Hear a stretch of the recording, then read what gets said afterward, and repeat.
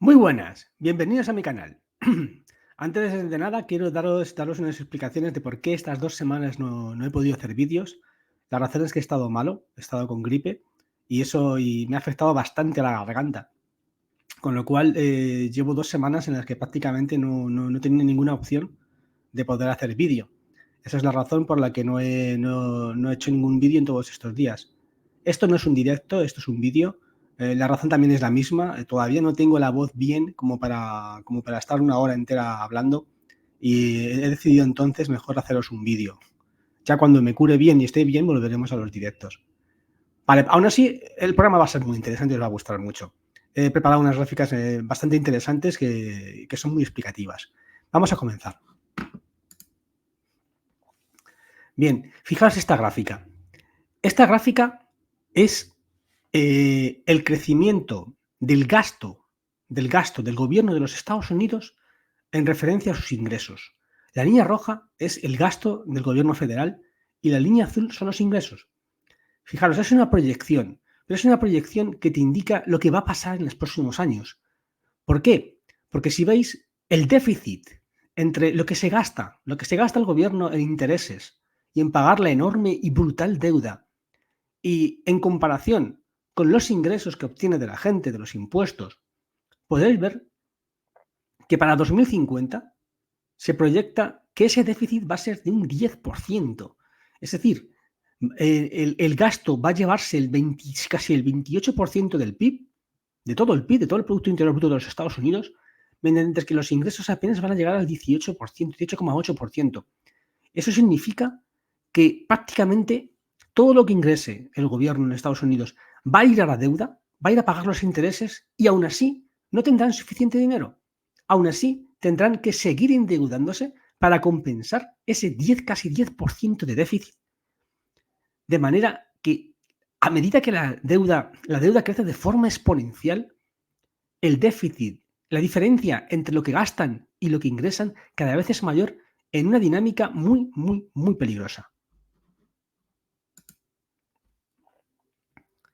Fijaros esta otra gráfica. Este año, en estos 12 meses, Estados Unidos va a tener que emitir 8,9 billones de dólares, lo que es lo mismo, 8,9 millones de dólares para pagar todas las renovaciones de deuda que le vencen este año.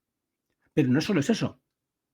A eso tienes que sumar el déficit, el que se gastan en el déficit de este año. Con lo cual, este año solamente van a tener que emitir un total de más de 10,4 billones de dólares, que es un tercio. Para que os hagáis una idea, es casi lo mismo que tiene el Banco Central Europeo en todos sus activos, en todo su balance. Todo el balance del Banco Central Europeo, más o menos, es lo que va a tener que emitir en deuda a Estados Unidos este año. Una auténtica barbaridad de dinero.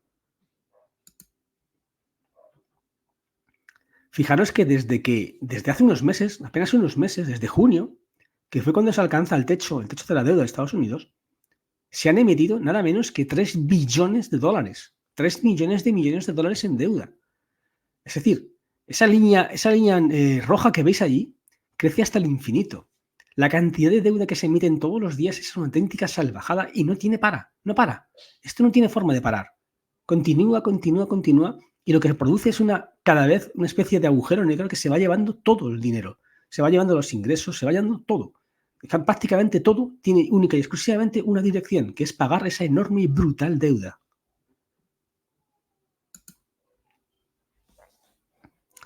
Pero ¿qué ocurre con esta deuda? ¿Cuál es el problema de tanta impresora? El problema es este. Fijaros, vamos a analizar esta gráfica. La línea azul es el precio de las casas en Estados Unidos.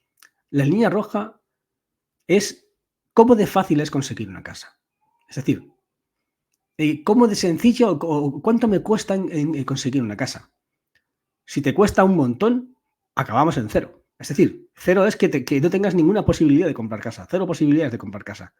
Bien, el índice de precio no para de subir, fundamentalmente por la impresora, fundamentalmente porque a medida que hay más deuda, a medida que se imprime más dinero, todo ese dinero acaba llevándose a los activos de valor, al oro, al Bitcoin, pero también a las casas, que se han convertido en un activo. Todo ese dinero acaba también incrementando el precio de las casas, que es la línea azul. Es por eso que esa línea azul, a medida que la deuda ha aumentado de forma exponencial, también ella ha aumentado de forma exponencial. Y lógicamente, si cada vez se incrementa más el precio de las casas, si cada vez, además, hay que pagar más intereses, la posibilidad de que la gente pueda comprar casas es prácticamente nula, que es la línea roja. Por eso la línea roja que veis ahí ha caído en picado. Otra gráfica muy interesante, Nvidia. Nvidia en apenas 70 días ha incrementado su valor en un 80% en sus acciones. La burbuja de la IA está siendo brutal. Y en esta nueva burbuja de la inteligencia artificial, la marca que está siendo más paladín, que está aglutinando más cantidad de dinero, es Nvidia. Nvidia con sus chips es la que prácticamente está acumulando todas las compras. Todos los inversores están metiendo su dinero en Nvidia, de forma que sus valores, sus activos están creciendo de forma exponencial. Fijaros, en tan solo 70 días, han conseguido un 80% más de valor, una auténtica salvajada. Pero aquí hay truco. Fijaros en esta gráfica.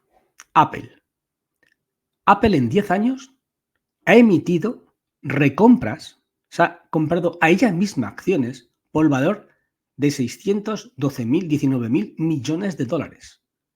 Es decir, esto es otra cosa que ocurre con la inyección de dinero. Esta es otra cosa que ocurre con la burbuja, con la hiperdeuda, como digo yo. Al inyectarse muchísimo dinero, al meter muchísima liquidez, las grandes empresas usan esa liquidez barata, sobre todo en la época de los intereses negativos, para recomprarse a sí mismas acciones. Se recompran acciones y sus valores suben en bolsa. Bueno, Apple lleva 10 años haciéndolo.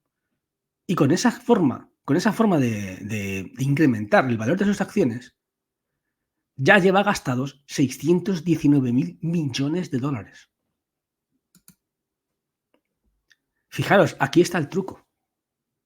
Hay una enorme diferencia entre la mayoría de los valores de bolsa y lo que se llaman las 7 magníficas, que son las 7 empresas tecnológicas que más capital tienen en bolsa. Ellas solas prácticamente son las que han llevado al SP500 por encima de los 500 puntos. Fijaros que ya hay 7 empresas que están por encima del billón de dólares en capital. ¿Quiénes son? Apple, Microsoft, Alphabet, Amazon, Nvidia, Meta. Todas estas empresas son en realidad las que están llevando a la bolsa en alas. Son las que están creando esta burbuja, este empujón de los últimos meses. Mientras que el resto apenas suben, apenas se mantienen.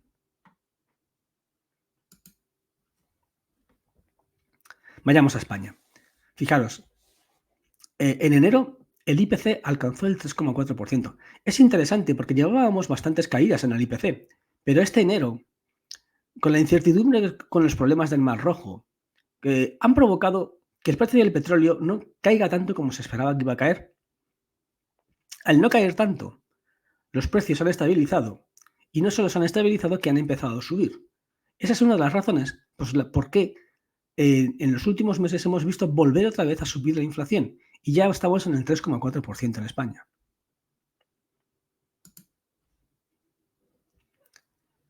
Bien, pero hay una buena noticia para España. Su PIB ha crecido en 0,6, mientras que, por ejemplo, Alemania está prácticamente en recesión y ha caído un 0,3.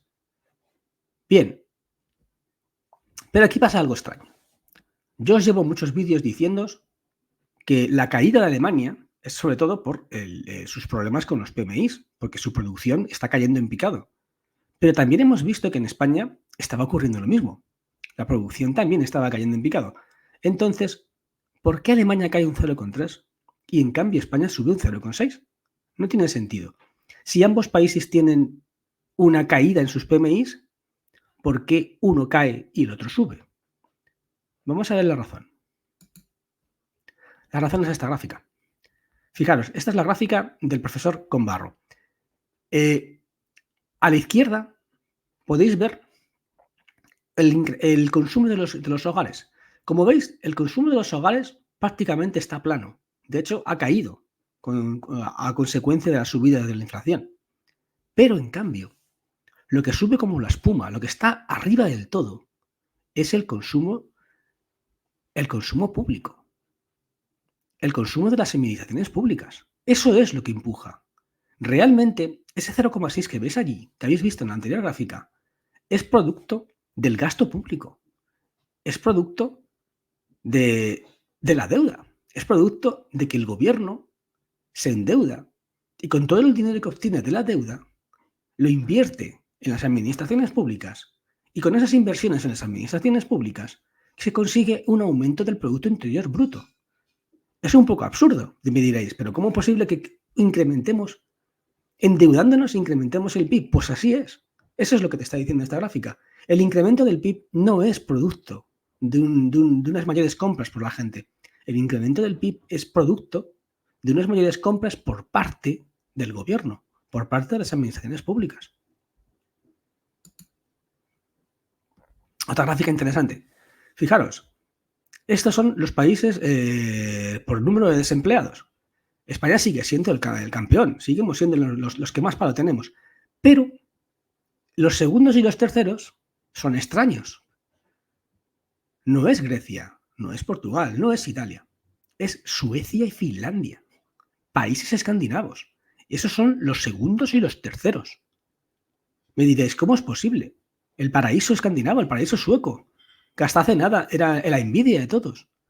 Pues el fin de la energía barata por parte de Rusia es una de las causas que ha golpeado la economía en los países escandinavos, en Finlandia y en Suecia, y ha provocado esta gráfica. Ha provocado que tanto Suecia como Finlandia sean los países que se están acercando a España en el número de parados.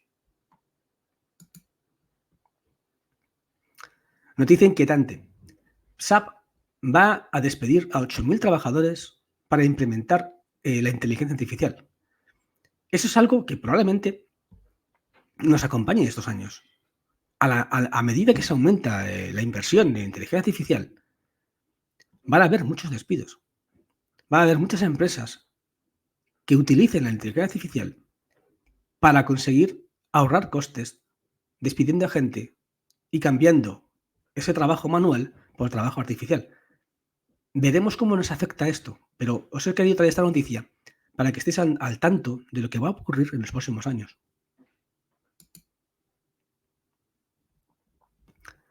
Vayamos a Alemania. Dato interesante. Las ventas de coches totalmente eléctricos en Alemania han caído un 14%. Esto hacía 8 años que no ocurría. Es decir, llevábamos 8 años donde todos los años se incrementaba el número de coches eléctricos. Pero este año ha sido al revés. Este año ha habido una disminución en el número de coches eléctricos. Esto es un golpe duro para la Agencia 2030, porque las proyecciones eran siempre que todo el parque de coches en Europa se acabaría reemplazando por coches eléctricos. Pero no está ocurriendo así. Estamos viendo cómo los problemas económicos están afectando mucho y están provocando que las inversiones que antes se hacían en coches eléctricos por parte de los gobiernos ya no se hagan. Y a medida que se retiran estas inversiones, se retiran también las compras de coches eléctricos. Esto es algo que va a influir mucho en todas las proyecciones que han hecho los gobiernos para el tema de la transición ecológica y la transición a las renovables, ya que todo parte fundamentalmente de renovar el parque de coches, el parque de transporte, por unos coches totalmente eléctricos. Sigamos en Alemania. Fijaos esta gráfica. La línea azul habla de la productividad laboral en Alemania. Bueno, la productividad laboral en Alemania ha caído a la mitad de hace 3 décadas. Es decir, si hace 3 décadas la productividad laboral en horas era de 3, ahora es de 1. Perdonad, ahora era de 2, ahora es de 1. ¿Por qué? Porque cada vez se produce menos en Alemania. La producción está cayendo cada vez más. Y esto se está reflejando en las gráficas. cada vez hay menos producción y por lo tanto cada vez la productividad laboral baja y baja y baja. Ya no estamos en aquella época en la que no se nos decía, fijaros Alemania qué producción laboral tiene comparada con España. Por supuesto que siguen siendo mayores, pero han caído mucho, mucho, mucho. Vayamos a China. En China están, digamos, en su momento Lehman Brothers. ¿Por qué? Porque han hecho un juzgado de Hong Kong ha liquidado Evergrande. Evergrande era la mayor inmobiliaria que había en China. Es verdad que esta ejecución solo afecta a Hong Kong, no afecta a la China continental y por lo tanto no afecta a todos los activos que tiene Evergrande en China. Esto hay que matizarlo. Pero aún así es muy significativo. Es muy significativo porque marca el fin de la época dorada del ladrillo en China. Y también nos indica en qué situación están. En China llevan ya 10 años de caída en sus activos. La situación del estallido de su burbuja inmobiliaria les está golpeando con muchísima dureza. Fijaros la gráfica. Estos son los valores de la bolsa china. Los valores de la bolsa china están en su nivel más bajo de hace 10 años, de una década entera. Han perdido una década entera. Ya saqué unas gráficas hace unos vídeos en la que os decía que las caídas eran casi del 50% del valor. Se han pegado un auténtico leñazo y un auténtico tortazo en toda la economía china. Esta es una de las razones, por ejemplo, que hayan fallado muchas estimaciones sobre el precio del petróleo. Porque muchas estimaciones en el cuarto trimestre de 2023 sobre lo que iba a pasar con el petróleo apuntaban a un aumento de la demanda de China. Pero esta gráfica, el tortazo que se han pegado en la economía china, ha sido una de las causas que haya provocado que se produzca menos. Y como se produce menos, se consume menos. Y como se consume menos, hay menos demanda de petróleo. Fijaos, por ejemplo, la diferencia entre la evolución de la bolsa de Estados Unidos, el S&P 500, con la bolsa de China. Fijaros el gap. Fijaros el tortazo, como hace apenas, no llegamos ni al año, 8 meses, más o menos los indicadores estaban parejos y ahora el gap es brutal. Mientras el S&P 500 se dio hacia arriba, sobre todo impulsado por la inteligencia artificial y por las 7 magníficas, el CSI, el índice chino, ha caído hasta los infiernos. La diferencia, fijaros, de 76 a 122, casi una diferencia de 50 puntos.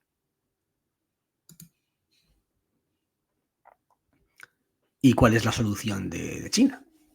¿Qué es lo que quieren hacer? ¿Qué es lo que ha pensado el Banco Central chino? Pues la gran solución es la impresora.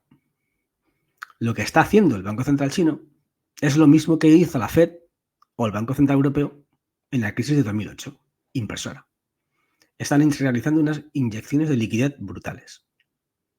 ¿Con qué objetivo? Intentar evitar el derrumbe. Fijaros que China está ya en deflación. Es por esta razón, para intentar evitar que China sea la próxima Japón, que el Banco Central chino está inyectando unas burradas de liquidez.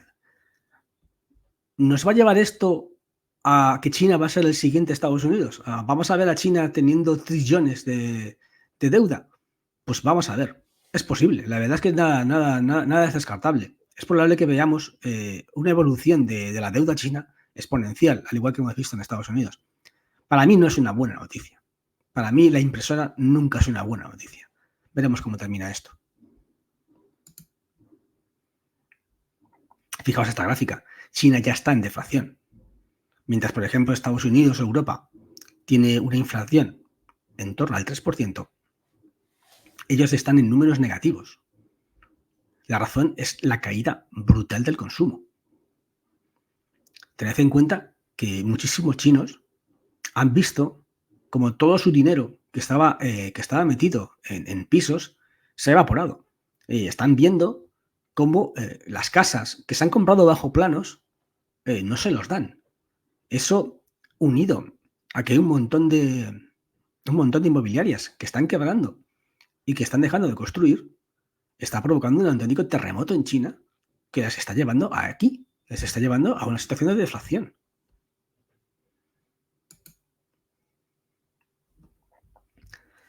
Vayámonos a Estados Unidos. En Estados Unidos, el New York Community Bank ha caído un 25% sus acciones. Este banco compró un banco en quiebra durante la crisis del Silicon Valley Bank, durante marzo del 2023. Bueno, pues ahora el rescatador, el banco que había rescatado al otro banco, tiene que ser rescatado. Tiene enormes problemas. Los bancos regionales en Estados Unidos no han solucionado 100% el problema de marzo del 2023. Solamente han pegado una patada hacia adelante. Lo que se hizo fue taponar la herida. Lo que se hizo es que la Fed inyectó un montón de dinero, dio un montón de líneas de liquidez para evitar que se produjera un colapso en el sistema bancario, pero no arregló 100% el problema. Solamente lo taponó. Y ahora, el 11 de marzo, la Fed cumple el año que dijo que iba a permitir la liquidez. Es decir, a partir del 11 de marzo, la Fed va a cortar estas líneas de crédito. Y aquí viene la gran pregunta. Cuando la Fed corte esto, ¿qué va a pasar con estos bancos? ¿Vamos a ver otra vez un montón de quiebras? ¿O esta situación va a provocar que la Fed sencillamente no corte la liquidez? Porque fijaros esta gráfica. La línea azul que veis ahí es 2008. En 2008 quebraron casi 150 bancos durante la crisis inmobiliaria de 2008. Bueno, aquí, en la crisis bancaria actual, con apenas 3-4 bancos que han quebrado, ya tienen muchísimo más dinero, muchísimo más activos que todos los bancos que quebraron en la anterior crisis. Y este es el gran problema. Y este es el gran miedo. El gran miedo es cuántos bancos más hay. ¿Cuántos bancos podrían quedar afectados en caso de que el coste de liquidez del 11 de marzo provoque una tormenta? Hay que estar muy atentos a ese día. Como os he dicho antes, en mi opinión no va a ocurrir gran cosa. En mi opinión, la Fed seguramente, si ve que la cosa se pone fea, vuelve otra vez a activar otra línea de crédito. Pero claro, esto es un poco peligroso, porque estás lanzando el mensaje de que da igual lo que te endeudes, da igual las operaciones bancarias que hagas, que siempre vas a ser rescatado. Es un tema, para mí, bastante peligroso en el que se está cayendo. Es decir, al final se quiere solucionar todo con impresora. Y eso es lo que está provocando la primera gráfica que vimos. Esa gráfica de casi 35 billones de dólares en deuda que no para de subir y que para 2050 serán 50 billones de dólares. En fin, a ver a dónde acabamos.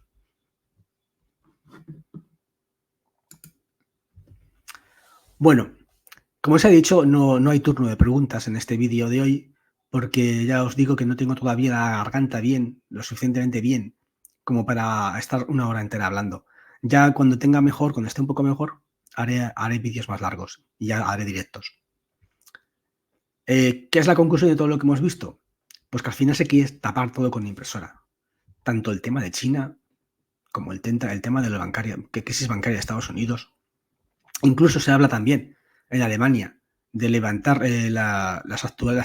cambiar la actual constitución que no permite a Alemania endeudarse más del 60% para, al igual que hace Estados Unidos, ellos también meterse en hiperdeuda, y al igual que está haciendo China. Es decir, al final parece que todos los países tienen la misma solución, la deuda, ¿no? Es como que es la gran panacea, ¿no? La gran solución a todo. Endeudémonos hasta el infinito y seamos todos ricos al igual que Estados Unidos. Bueno, vamos a ver toda esta locura de deuda a dónde nos lleva. Espero te haya gustado mi vídeo y, como siempre digo, el que busca la verdad con el riesgo de encontrarla. Nos vemos en el siguiente vídeo directo, a ver qué tal. Hasta luego.